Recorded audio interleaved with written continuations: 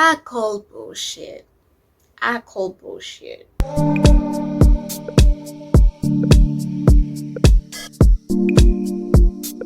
Hey guys, welcome back to my YouTube channel. If you don't know who I am, my name is andiswasanelisiwekhumalo, also known as Andy K. And to all the returning subscribers, thank you for coming back to my YouTube channel. I really, truly appreciate it. And if you're not subscribed, what are you waiting for? Pause this video, go subscribe, and make sure you do come back. As you saw from the title below, I'm going to be talking about episode 5 of the Real Housewives of Durban. So let me not waste your time and let's get straight into it, okay? So we see episode 5 begin. We see the ladies at Londi's house. So we see Annie and Jojo going to Londi's house, which is a very interesting combo. I really like to see how the relationship will blossom between these three ladies, because you can see that, you know, they're becoming closer and closer. That is Londi, Annie, and Jojo. So I'm very curious and very excited to see how the relationship will bloom, and how, you know, they give me kind of Three Musketeer vibes. So I just want to see how that is going to work out. But anyway, the ladies begin to discuss about the black tie event and how, you know, the whole black tie event was. Jojo did feel like that the black tie event was starting to feel like more of a convincing the husbands to join polygamy, because yes, that whole black tie event, or the main factor about the black tie event, was speaking about polygamy. So Jojo was just like, she just felt like it was like some polygamy party, and they're just trying to convince husbands to be in a polygamous relationship, which I felt the same way. I just felt that if we hear another chat about polygamy, then for sure we are being convinced, or the husbands are being convinced that come join this lifestyle, come join this whole polygamous relationship. Then Londi begins to say that she found that Thobile was a bit cold towards her, which, if we go back to the previous episode, Thobile did not seem cold. Obviously Thobile just seemed like she was bubbly. She was her bubbly self. I just feel like Londi is saying that Thobile was cold because she was influenced by LaConco, because we all know by now that LaConco and Thobile don't have the nicest relationship. I think mostly on LaConco's side. And I just think that Londi was now convinced or influenced by LaConco to say that Thobile was cold. And then, you know, the ladies Annie begins to talk about her wanting to learn Zulu, which is a very strange thing to me, that she has been with her husband for such a long time and she's only deciding now to talk Zulu. That is kind of like are you only deciding to talk Zulu because you genuinely want to speak Zulu and you genuinely want to learn Zulu? Or are you only learning Zulu because of the circumstances, and you can see that some of the ladies in the group are going to speak Zulu whether you like it or not? So that was kind of like a bit weird, at the fact that even now Annie has not learned. I'm not expecting a Zulu to be perfect, but just nje smolanyana Zulu. So I was kind of like, that's a bit weird. And then Annie and Londi begin to inform Jojo of the meeting they had with the Queen, and how the Queen ambushed them, and how they were back again to talking about that whole saga of Annie saying that the Queen was rude. And Annie tells Jojo that the Queen said she'll have a very miserable life, and Jojo was just like, she wishes that she was there to kind of see Annie and the Queen go head to head. And that's where we see the end of that scene. In the next scene, we see Sorisha meeting KG, which was the previous housewife of Real Housewives of Durban season 1, which I'm very surprised that we're seeing KG as the friend of the show for season 2. But anyway, we see KG, and Sorisha is planning to host a Halloween party, and obviously KG is her event planner. So we just see the ladies going through Sorisha's house, seeing where they can host a Halloween party. You know, nothing much. And obviously Sorisha now invites KG to the party, at which this moment I was just like, I'm really interested to see how the other ladies will react to KG coming into the party, which we'll obviously see later into the episode. And yeah, nothing much happened there. It was just about Sarisha, planning a Halloween party. And now we see Thobile meeting up with Nonku for lunch. So this is the first time we are seeing Thobile meeting another housewife one-on-one. And she decided to meet up with Nonku.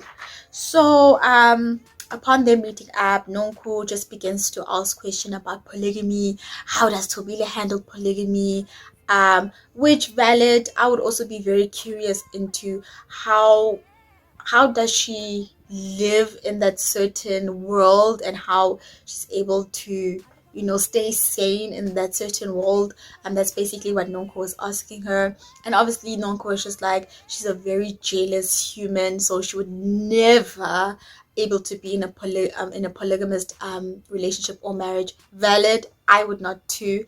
And Tobile just begins to explain to her about polygamy, to which I don't know how I feel like when it comes to the polygamy chat, only because I've watched Rutan and Tembo and I've seen the polygamy chat be like a whole thing, to now that when we're now gonna watch it on Real Housewives of Durban, it's kind of like, why? I think that Thobile has to go back to the drawing board and give us content just for Real Housewives of Durban.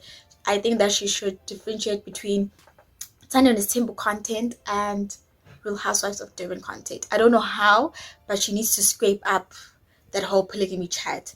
Anyway, which was what was very interesting about the whole thing is that every time I hear them talk about polygamy and stuff like that, I just kind of remember Tobile's intro, and the intro was along the lines that her marriage does not define her, but are we not talking about the situation that you are in with your marriage?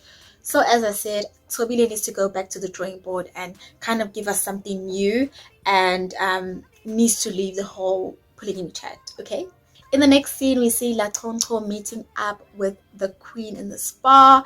At this point, I do feel like Nonku's mom should be a cast member of Real Housewives of Durban, because she's been consistently appearing on every episode, more than a friend of the show, and she's given more screen time than Thobile. So at this point, as I said in my previous reviews, if Nonko's mom shows up again on any episodes, Showmax must just make her a cast member of the show at this point. Or is she trying to audition to be the cast member of next season? But anyway, we see LaConco and the Queen, as I said, meeting up for a spa date.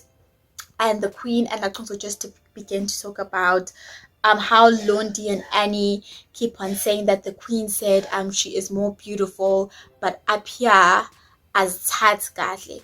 So LaConco begins to tell the Queen that no, that's not what she said, and her and Sarisha did hear what she had initially said. To which Londi and Annie are wrong, because there was a clip that was played, and the Queen did in fact say that she is beautiful but not like her. I think the problem is that she pointed here, so it gave them the illusion that she was saying that they're not well upstairs. And LaConco begins to say that the only reason why the ladies are disrespecting Nonku's mom is because of the way she dresses. If we look at her dress code, she does not dress very young like. I don't think the ladies are disrespecting the Queen. That's my opinion. I think that they were just offended by what they think they heard, which I would be highly offended too. But would I bring it up to Nonku? No, I wouldn't have brought it up to Nonku. I would just keep quiet and let it be. And then they begin to talk about whether Nonku, LaConco begins to ask the Queen, would Nonku be even interested in being in a polygamous relationship? And the Queen just says no. And then they begin to talk about the Queen's situation, that she's also been in a situation where she was nearly in a polygamous relationship. And I think she said something along the lines of the person that she was with made someone else pregnant, and that now he wanted some kind of polygamous relationship. And yeah, she said something along those lines, and that's where that scene ends. Now we see Annie, Jojo, and Sarisha go to the isiZulu classes. Upon them being in the isiZulu classes, I actually condemn the ladies. I think condemn is the right word. I think I condemn the ladies for actually taking that step in learning a language that has spoken a lot in KZN. Obviously, they live in KZN, so it is a language that is spoken a lot in KZN. But mainly for Annie. Annie is married to a Zulu man, so I think she should know a few words here and there in isiZulu. And then they begin to start their isiZulu classes, which is something simple. They start with vowels, the A, E, I, O, U, but in Zulu. And in the class, something that really irked me and really annoyed me was Jojo not being serious. Jojo was kind of, very, I don't know the right word, but she just wasn't serious. She was kind of like the class clown. She was just being silly. There's a time and a place for that. And Sarisha did say that it made her feel very uncomfortable because Jojo was just not taking it seriously, and I think she kind of hindered the process of the ladies learning Zulu. Obviously, if you want to learn something, it's kind of hard learning it when you have someone that is not serious in the class. And then Annie was just also like, Jojo's not being serious. It's kind of annoying. And we see that scene end with Annie sending her husband a VN of what she had learned in that isiZulu class. So she learned something along the lines of she would like a diamond ring, I think, and she sent it to her husband, which her husband found hilarious. Okay, so there are scenes I'm going to jump because I don't see the need of talking about them because they were very short. So I'm going to talk about Annie. So Annie, we see Annie at her house and she's meeting up with her sister-in-law, and her sister-in-law just talks about what is expected for Annie as a wife, as a Zulu wife, or as a wife to the Mtembus. So they just talk about the Zulu culture and what is expected, and how they talk about umsamo and how now it is expected for Annie to go to umsamo. I think something along those lines. And they also the sister-in-law begins to tell Annie about her learning to make umqombothi, and that now she has to serve the men in the family umqombothi and things like that. To which, in my opinion, how is it that Annie does not know all these things before she got married? So it was kind of a bit strange that they are now telling her about what is expected of her as a wife and the things that she has to do, because Annie was not interested. She was just like, she feels some way in making gomboti and serving the men and slaving away. That's how I took from the whole thing. And then obviously Annie begins to she tells her sister-in-law that she's learning Zulu, and then she just begins to show her sister her Zulu skills and what she learned. And they just have a laugh about it, and you can see that the sister-in-law is actually very proud that Annie is learning Zulu, and that's where we see the end of that scene. Now we end off with Sarisha's Halloween party. So we see all the ladies. The theme of the Halloween party firstly was sexy and scary, and we see all the ladies dressed up in their definition of sexy and scary for Halloween. So we see all the ladies come in, and we see LaConco coming in very, very scary. I don't know about the sexy element, but she was kind of very scary. I don't know what she was dressed as.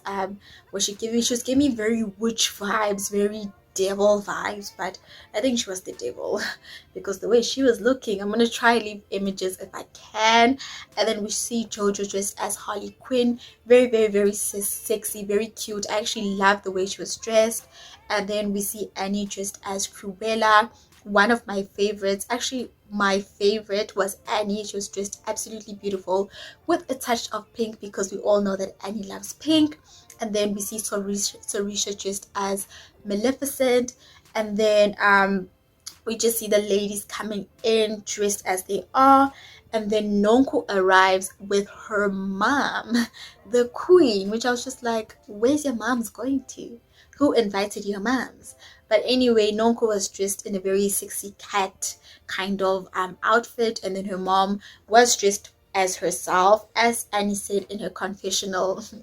The mom did not need any Halloween costume, any Halloween whatever, because the way she dresses herself, she's Halloween every day. So the queen came in as herself, and then we see Thobile also come in, to which I was highly disappointed when Thobile did not actually make an effort to dress up for Halloween. She's kind of dressed up as herself, and you can just, when she came in, there was kind of a disconnect between her and the ladies. And then we see KG coming in. KG the same as Thobile. She was just dressed in her black dress and just had some Halloween makeup, which I won't have a problem too much with KG, because she was the event planner, so it wasn't really a big issue like with Thobile. Even if she didn't know what Halloween was, come on, you couldn't Google on you couldn't Google what is Halloween and kind of see what you can dress as, even if she could dress as an angel, just to kind of come in with the Halloween theme. But anyway, then, as I say, we see AKG just coming in and she's saying hello to all the ladies, to which LaConco could not be bothered. I think because of last season, the whole tribalism comments and stuff like that, LaConco could not be bothered, and she said in the confessional she's not bothered. She doesn't want to talk to KG. She doesn't want to see KG. She's just kind of towards KG. So now the ladies are just seating. I think it is Syringe's lounge in a house. So all the ladies are just sitting. They're just talking, having fun. And we just can see Thobile is very out of place and she's very quiet. To which it makes me ask myself, is Real Housewives of Durban the right show for her? Because the way she was out of place, it was just like, this is not the kind of group for you. Even if you don't know the people, I think just a one-on-one, or just to try and talk to people. She didn't seem like someone who's even trying to talk to people, or just talk to Nonku, the person that you recently had lunch with. She was just quiet. She was just out of place. She was just there. I mean, there was no, you could not even tell that she was in the room. And I don't know how she's going to deal with these group of ladies, because these group of ladies have a very strong personality. They're very outgoing. They're very loud. So I'm just like, Thobile, you better pick up your game, girl. You better pick up your game, because, yeah. It just seems like at this point, this is not the show for her. And we see Londi coming in. Londi is dressed as Maleficent, the same as Sarisha.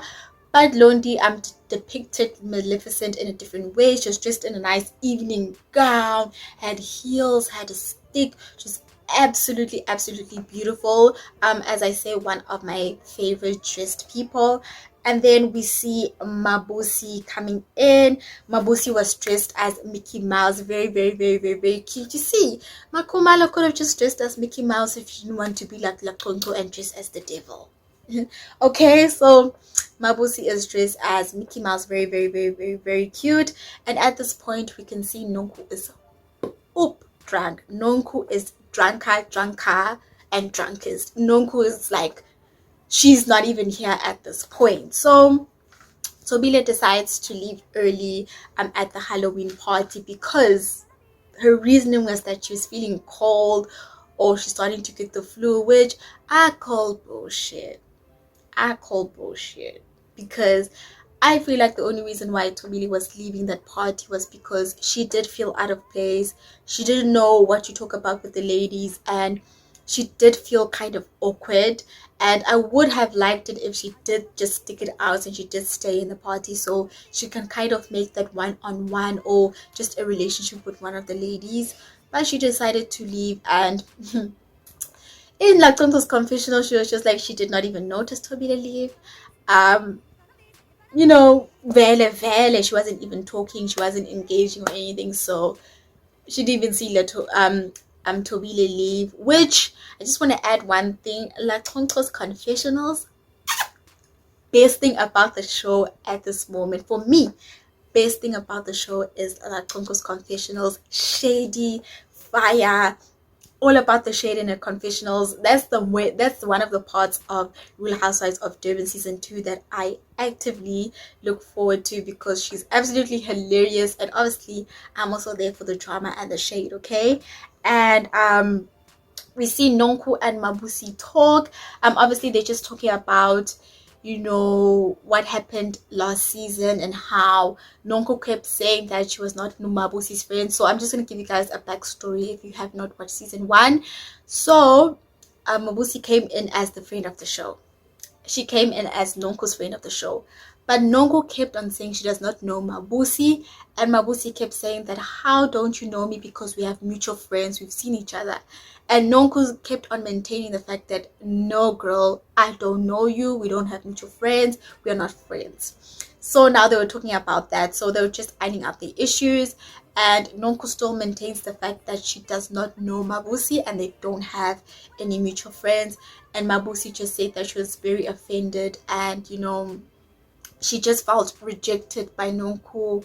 That how would you say they're not friends, or how would you just deny the fact that we know the same people? So they just talk about that thing. And, you know, I'm not sure if Nonku did apologize. I think Nonku said she did apologize on Instagram because Mabusi had blocked her number on WhatsApp. But, you know, they kind of just iron out things. It was kind of like a let bygones be bygone situation.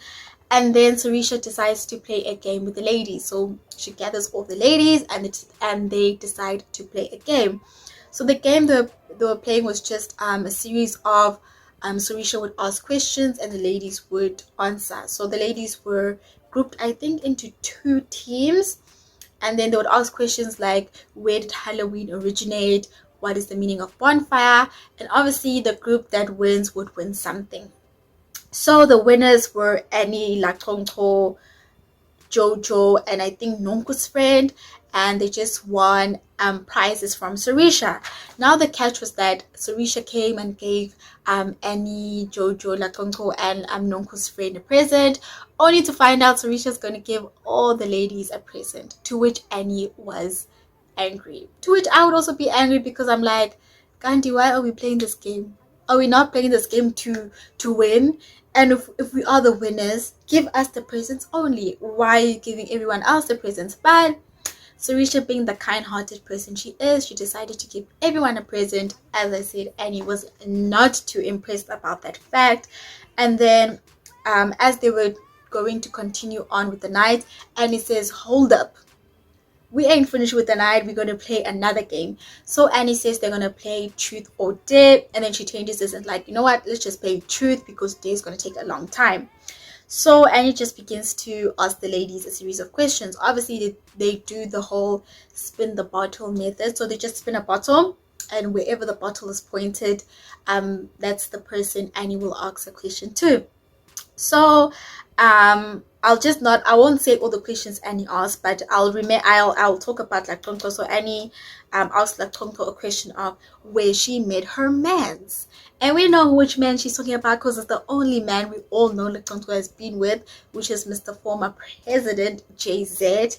And LaConco just begins to stutter and to be like, oh, they met at some function in KZN.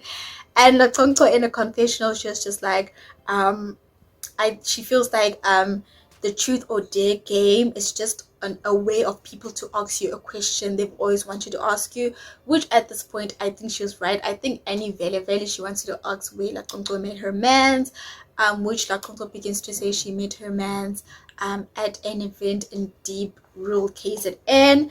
And then they spin the bottle again, and now it lands on Nonku. And then the question for Nonku is that, was she Fiso's groupie? To which Nonku was just like, no, I was not Fiso's groupie.